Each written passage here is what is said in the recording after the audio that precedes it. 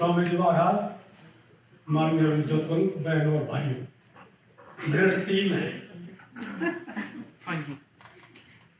तो बड़े सीधे शब्दों में जो आपको बतलाया अभी, कहा जाए कि घर की समस्त जिम्मेदारियों को संभालते हुए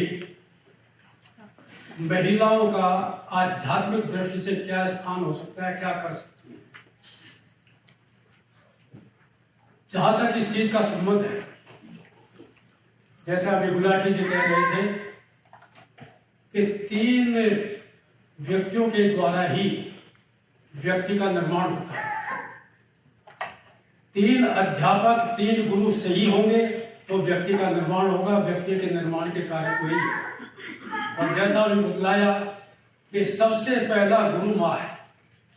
मातृवान, पितृवान, आचार्यवान पुरुषों में महर्षि दयाल ने लिखा है।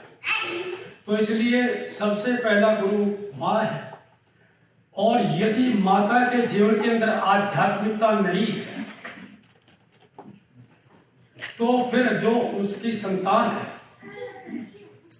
उनके अंदर आध्यात्मिकता का संचार कैसे हो सकता है।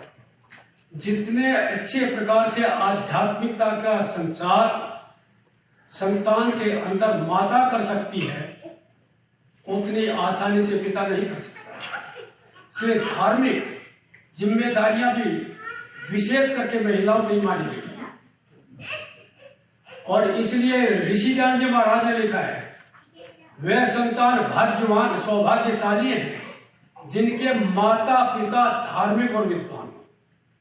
धार्मिकता का संबंध केवल ये नहीं है, उसमें आध्यात्मिकता भी आ जाती है। सब कुछ कि वो संतान सौभाग्यशाली है जिनके माता पिता धार्मिक और विद्वान। साथ के साथ ये भी है कि विद्वान होना सबका संभव नहीं, धर्मात्मा सब बन सकते हैं। तो इसलिए जहां तक आध्यात्मिकता का संबंध है, आध्यात्मिकता तो हमारी भूमिका है, आधार है।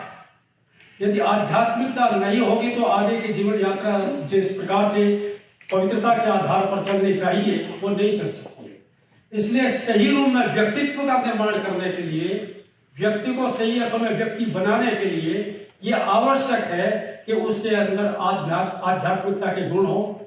और वो आध्यात्मिकता के गुण सबसे पहले माता के द्वारा ही आ सकते हैं। और ऐसे अनेक इतिहास के प्रमाण हैं कि घर के काम काज को संभालते हुए भी माताओं ने किस प्रकार से अपने संतानों का निर्माण किया, कैसे वह साहब जी सुना रहे थे ऋतुध्वज और मदालसा की घटना, कि मदालसा ने किस प्रकार से संस्कार डाल डाल करके, आध्यात्मिक संस्कार डाल के 3 संतान जो है वैराग्यवान बना। ये कब? क्योंकि उसके अंदर आध्यात्मिकता थी, आध्यात्मिकता के संस्कार थे। जब आध्यात्मिकता के संस्कार थे तभी उसने सबसे पहले अपने 3 संतानों को वैराग्यवान बनाया, आध्यात्मिक दृष्टि से ऊंचा उठाया। इसलिए ये बहुत आवश्यक है कि यदि हम सच्चे अर्थ में आध्यात्मिक दृष्टि से भी मानव का निर्माण करना चाहते हैं तो माता का आध्यात्मिक दृष्टि से भले ही घर के काम काज करते हुए पर बहुत बड़ा योगदान है कि अगर उसके आध्यात्मिक जीवन की पृष्ठभूमि अच्छी है, उसी प्रकार से वो संस्कार डालेगी। तो इसलिए माता का आध्यात्मिक संस्कारों से पल्लवित होना बहुत आवश्यक है।